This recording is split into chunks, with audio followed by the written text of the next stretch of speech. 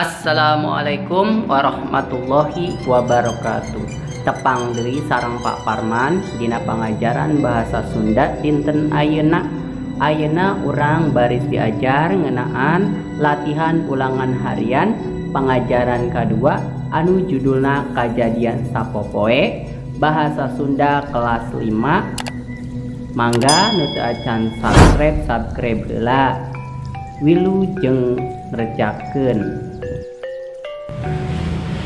Latihan ulangan harian anu kahiji pilihan ganda. Pilih salah sahiji jawaban nu benerna. Soal anu kahiji, budak nu balik ulin sok cilaka wae teh nyaeta titik-titik. A. Enjang, B. Sujang, C. Jana, D. Omat.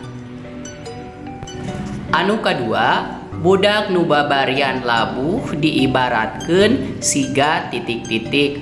A. Nu tambelar, B. Nu balangah, C. Nu rek adian deui, D. Nu teu ati-ati. Soal anu katilu, ieu dihandap anu henteu kaasup kana kecap kaayaan nyaeta A. Babarian, B. Ingkud-ingkudan, C. Jongjon, D. Turun. Soal anu kaopat, kecap kaayaan kedul sarua hartina jeung titik-titik. A. Getol, B. Males, C. Bodo, D. Eraan. Anu salajengna nomor kalima. Kalimah ieu dihandap anu salah tanda bacana nyaeta titik-titik. A. Abdi nuju diajar basa Sunda, B. Iraha aya pasanggiri sajak teh, C. Wan antosan sakedapnya, D. Aduh patlot abdi kakantun dina kolong bangku. Soal anu kagenep, ieu dihandap kalimah pananya nu teu make kecap pananya nyaeta titik-titik. A. Saha namina bu guru nu enggal teh, B. Dimana kawitna bu guru teh, C. Ayeuna bumina dimana bu guru teh, D. Ari bu Selfie alihan ti Cianjur. Soal anu katujuh, istilah ngabuburit teh kapanggihna ngan di bulan titik-titik wungkul. A. Ruah, B. Sawal, C. Puasa, D. Haji. Anu kasalapan, alat kasenian anu dijieuna tina awi disadakeunana ku cara dioyag-oyag disebutna titik-titik.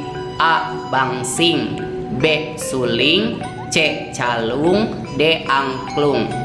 Anu kasapuluh, kecap pananya sabaraha dipake pikeun nanyakeun titik-titik. A. Kaayaan, B. Jumlah, C. Pilihan, D. Barang.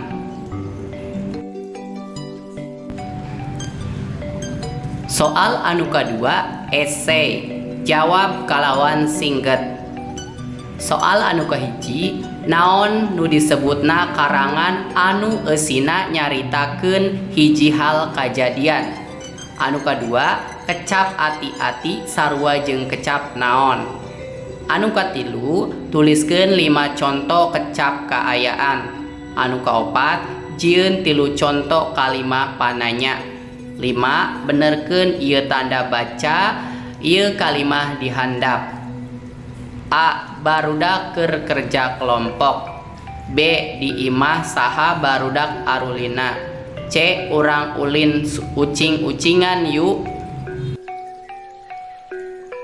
Alhamdulillahirabbil alamin. Pangajaran bahasa Sunda dinten ayeuna parantos rengse. Hapunten bilih aya kalepatan, mugia aya mangpaatna. Sekian, hatur nuhun. Wassalamualaikum warahmatullahi wabarakatuh.